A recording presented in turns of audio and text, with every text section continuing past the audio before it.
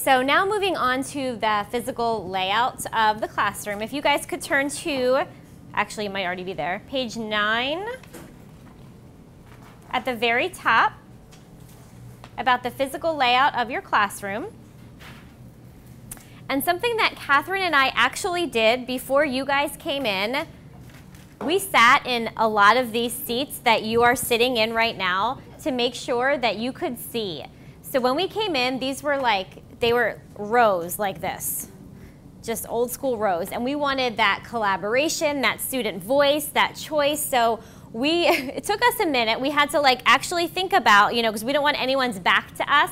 We didn't want anyone's neck, kind of craning back to see. So we literally sat in the seats to make sure that you would be able to see.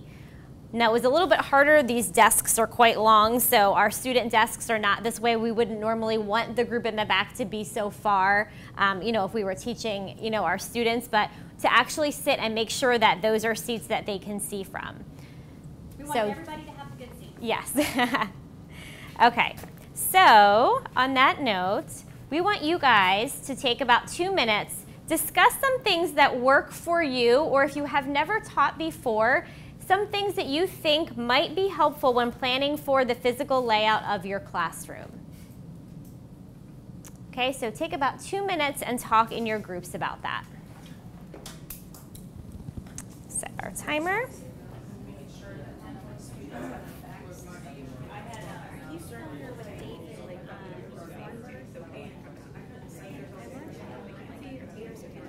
Thornburg?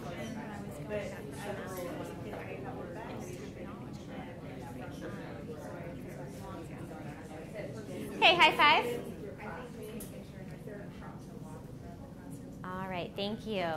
Would anybody like to share out something that they heard someone else say as far as physical layout for your classroom? Something you've done before, something you'd like to try, something you've seen, whether it's on Pinterest or Facebook or, a friend. Anything you think is really cool that stood out?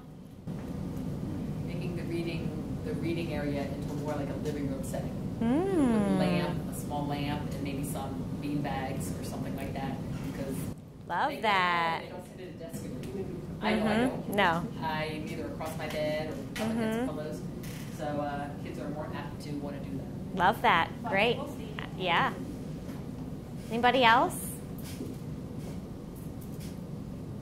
Yes. I remember my second year teaching was my hardest year. I transitioned from 4th to 2nd grade, and it was you realize how much you have to review.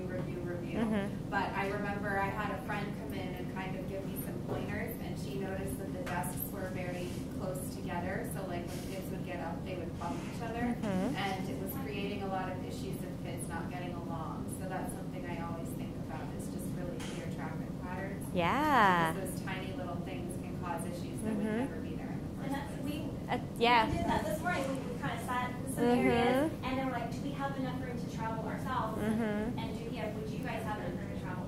That's awesome. Especially with kids. He touched me. He kicked me. My chair, and then you hear all this, and then it creates, maybe some arguments that could have been avoided. And what did you call it? Traffic patterns?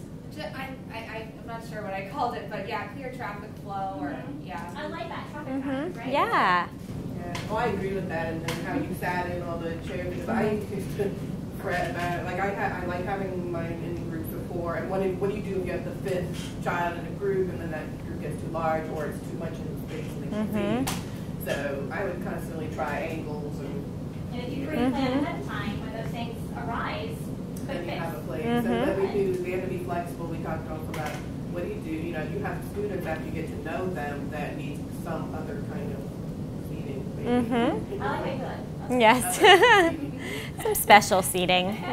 Or away from certain people. And Yeah, absolutely. And just, if someone walks into your room, yes, at times it's going to be organized chaos because they'll be doing, different things, but just kind of knowing the space and being able to come in and see what's going on. And your kids should come in and feel that community, feel safe, know what's going, and not have to worry about, am I even going to be able to get over there? There's so much stuff everywhere, can I even see my partner over there? So just, thinking of what your classroom, looks like visually. Okay, in your packet. So on page 9, it does give you some examples on the top. And you guys did get a chance to talk about that a little bit. So we are going to give you time to reflect on something that we just talked about here or that you heard someone else say about your physical classroom layout. So we'll give you a minute to do that now. That's in the middle of page 9.